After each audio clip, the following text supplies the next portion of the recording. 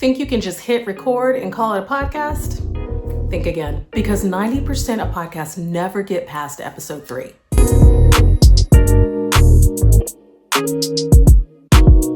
Hey y'all, I'm Demetria. Welcome back to my channel. If you've been thinking about starting a podcast, or you already have one, but you just need to make your podcast stronger, then this video is for you. I'm pulling from years of podcast coaching and media work to help you figure out how to create a podcast that works for you and that you can build for the long term. And also, how do you create a podcast that people actually want to listen to? That's what I'm here to help you do. By the end of this video, you're going to know lots of key concepts like planning, tools, scheduling, and everything you need to create a podcast strategy so you don't waste time or feel overwhelmed when you finally hit record. And if you haven't already, go ahead and tap that bell, subscribe, and like this video. And let's get into it. Okay, let's start with some of the groundwork of creating a podcast, and that is clarity and purpose. You have to know why you're doing this, and you have to know for whom you're doing this work. So podcasting is not just something that you hop on a microphone and start recording, because who are you recording for and why are you doing this? It's a lot of work. So figure out your why and create a mission statement. I serve X audience because why? And that becomes sort of your formula for podcasting success. So for me, I have a few different shows that I run, and one of them is for the mom of faith. And so I'm out here helping homeschool mamas. I'm also helping solopreneurs on this channel. This has its own podcast. My Homeschool Moms has its own podcast. So I know who those audiences are and why I'm serving them. And so I've already written my mission statements for those two different podcasts. And then I want you to figure out who your audience is and why do you serve them. I know why I'm serving the homeschool mamas and that community, and why my heart is drawn to that. So that gives me passion, and it gives me a reason to show up consistently every single week with episodes for that audience. Now, if I didn't have passion because I didn't know my why and I didn't know my who, I wouldn't show up consistently. In fact, I wouldn't show up at all. So in order to do this work of podcasting, you have to have a clear reason and feel compelled in some way to show up and do the work. A tip for you is to write a clear mission statement with 1 or 2 reasons why you want to start your podcast, and let that be your foundation or your cornerstone for all the work that comes after it.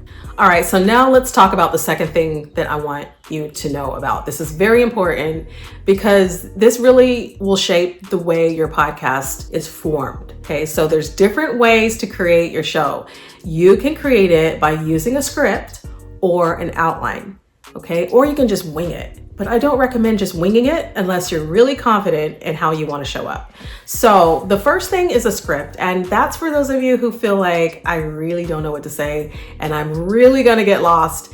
Maybe your first couple of episodes are completely scripted. Don't be afraid to plug ChatGPT or Claude or whatever you use for your AI to help you formulate a script for your first couple of shows, if that's what you need, especially if you're doing a solo show. Now, if you're doing guest interviews, you might not need a script because that's very conversational. But if you're showing up as a solo podcaster, a script might actually help you for your first couple of episodes. So I'm not totally against scripts. However, there's another thing that might be helpful for you, and that would be topic outlines. And that gives you a lot of wiggle room to just kind of share how you want to share, like I'm doing right now. So I do have an outline so that I stay on task, but I'm not speaking from a script right now because I feel like I want this to be more personable for you so that you feel like I'm talking to you and not reading something. So that's why I don't script my shows necessarily, but I do use very tightly organized outline. So I know exactly what I'm going to say and when. So this could be really helpful for you just to keep you on track. Okay, let's talk a little bit about structure. Your podcast could look like an intro, like a hook, and then an intro, and then maybe topic number 1, and then maybe a guest interview and a topic number 2, which is related to topic 1, then maybe a call to action, and then an outro. That's one way your podcast could look. Another structure you could have is just an interview where you have the intro music, the body of the podcast, which might be your interview, and then the outro music. It's just 1, 2, 3, and you're done. And that's a very, very easy episode that you could do. Also, you could do ad inserts. So let's say you're doing a solo episode, no interview, and maybe you have one topic, not a variety of topics. So, and you might also have an item or a product, a service, maybe a free download that you want to promote. So you could do an intro music, a hook, and then have a CTA at the beginning of your podcast to invite your listeners to go ahead and download that free item. So you start building your email list. Then you get into your topic. So that's topic 1. You only have one topic on this episode per se.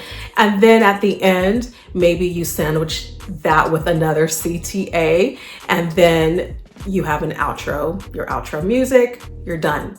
And there's a different variety of ways you can structure your podcast, and that's just 2 examples. So if we were to add an insert for an ad into that, then your CTA would be replaced. Instead of sharing maybe a free download, maybe your CTA would be the ad that you're being paid to promote, right? So you're inserting the ad for a company that's paying you to promote their service or product instead of promoting your own. So there's different ways you can do that. You can do a mid-roll insert, you can do a pre-roll insert. There's different ways, but don't get too caught up in all of the ads and monetizations at first. Just start your podcast and think about the structure. Think about how you want to simplify this so that it's easy for you to show up and do the work. So if editing is something you really don't like, then you want to make sure that your podcast is as simple as possible to edit. So you want to have a really easy, intro, outro, and content right in the middle, and make it very simple. Let's talk about tech tools. You don't need a whole lot. A microphone. This is my Blue Yeti. It's really not expensive, okay? And then you can get any type of microphone that works for you, but this is what's been working for me for years. Get yourself a good mic. Get a headset. I don't have any specific ones that I want to recommend because there are a lot of good ones out there. Just find a good one. In fact, I might even just put like a little list below in the description of some of the things that I'm using, but just get a good headset. Get recording software and editing software that you can use without a hiccup. Okay, so if it's difficult to edit in this software, don't use that software. Use something else. Use what's easy for you. Remember, editing is all about getting into the flow of how to cut and paste and splice and dice your audio so that it sounds good for your audience. And if the process of doing that is getting on your nerves because you hate the software that you're using, then you need to switch. So I recommend finding something that is really kind of easy and fun to use. And of course, this all depends on your personality and what you like. So if you're into Descript or Riverside and some of the AI tools that are provided within that to help make editing easier, then by all means, go ahead and invest in those softwares online. There's also Adobe Audition, which is what I use, but that's, it's not free. But there's also Audacity. If you haven't heard of Audacity, that link will also be below. So it's absolutely free and it's easy to use. So if you're just looking for something to edit quickly and you just need to get it done and not have to pay any money up front, then Audacity is probably the way to begin. Now, if you are editing not only audio, but video, you're gonna have to make sure that you invest in that video software that you can edit with, which includes Adobe Premiere, I think Final Cut Pro. There's a lot of video editing tools out there.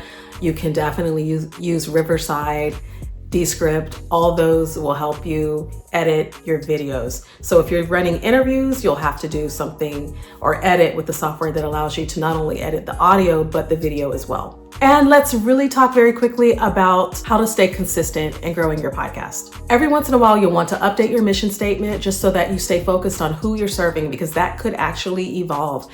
I promise you, it always does for me. And I find myself changing a little bit of my mission statement from year to year. After the full 4 quarters of talking to an audience, then I end up finding new people that I am serving more so than I thought. And so I add them into my mission statement, or I recreate the statement to keep those particular people in mind, that now I'm not just serving this audience, but I'm also serving this other audience. So it's good to evaluate where your podcast is and how you can help the audience that you have today. Another way to kind of stay ahead of the game and not fall behind is to plan your episodes a couple out in advance. So maybe 3 to 5 episodes in advance.